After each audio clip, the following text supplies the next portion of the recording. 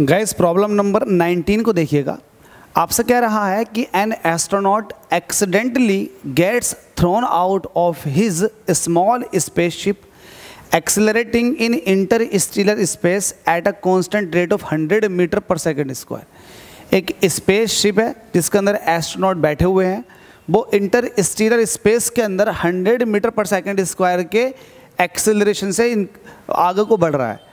ठीक है, हमसे कह रहा है what is the acceleration of the astronaut the instant after he is outside the spaceship.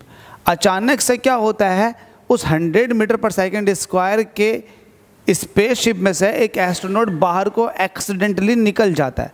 तो सवाल ये है कि उस एस्ट्रोनॉट का एक्सेलरेशन होगा कितना।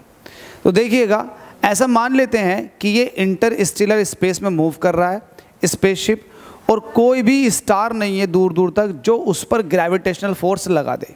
ठीक है, अब जैसे ही उस स्पेसशिप में से एस्ट्रोनॉट बाहर निकलेगा तो अब ये स्पेसशिप और ये एस्ट्रोनॉट, तो स्पेसशिप, अब ये भी मान के चलो कि स्पेसशिप बहुत स्मॉल मास का है, तो वो बहुत ही कम नेग्लिजिबल ग्रेविटेशनल फोर्स लगाएगा एस्ट्रोनॉट पर। तो spaceship negligible gravitational attraction force लगाएगा तो उसका फोर्स भी नेग्लिजिबल, और हमने ये मान लिया कि दूर दूर तक कोई स्टार नहीं है जो उस एस्ट्रोनॉट पर कोई भी ग्रेविटेशनल फोर्स लगा दे। जब कोई एक्सटर्नल फोर्स लग ही नहीं रहा तो मुझे एक बात बताओ, जैसे ही वो उसके अंदर से निकलेगा उस मोमेंट पर, जिस मोमेंट में वो उसके अंदर से निकलेगा, तो उस वक्त कोई भी एक्सटर्नल फोर्स उस बंदे पर नहीं लग रहा। जब उस एस्ट्रोनॉट पर कोई भी एक्सटर्नल फोर्स नहीं लग रहा तो जब एक्सटर्नल फोर्स है ही नहीं तो किसी तरीके का कोई एक्सेलरेशन उसके पास होगा ही नहीं, क्योंकि आपको पता है F इज इक्वल टू होता है ma।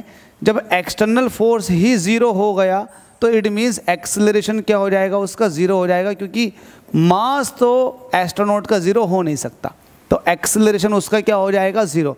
क्यों ज़ीरो, क्योंकि कोई भी एक्सटर्नल एजेंसी नहीं है जो उसको एक्सेलरेशन प्रोवाइड करवा सके। अब आप ये कह सकते हो कि यार जो स्पेसशिप है उसका तो एक्सेलरेशन था, उसी एक्सेलरेशन से ये मूव करेगा। तो मैं कह रहा हूँ कि स्पेसशिप जो है उसका अपना एक्सेलरेशन है, उसके पास एक सोर्स है एनर्जी का, लेकिन इस बंदे के पास तो सोर्स नहीं है ना, ये तो जस्ट उसके बाहर निकल गया, उससे बाहर निकल गया। तो उस वक्त हम देखेंगे कि इस पर एक्सटर्नल फोर्स कितने लग रहे हैं, क्या सोर्स लग रहा है इसको आगे को मूव कराने के लिए। तो इसको तो कोई सोर्स लग ही नहीं रहा। जब इसको कोई सोर्स नहीं लग रहा तो इसका एक्सेलरेशन कितना हो जाएगा, ज़ीरो हो जाएगा। उम्मीद है समझ में आ गया होगा। बहुत डिटेल एक्सप्लेनेशन थी, क्लियर कर दी मैंने आपकी। Thank you.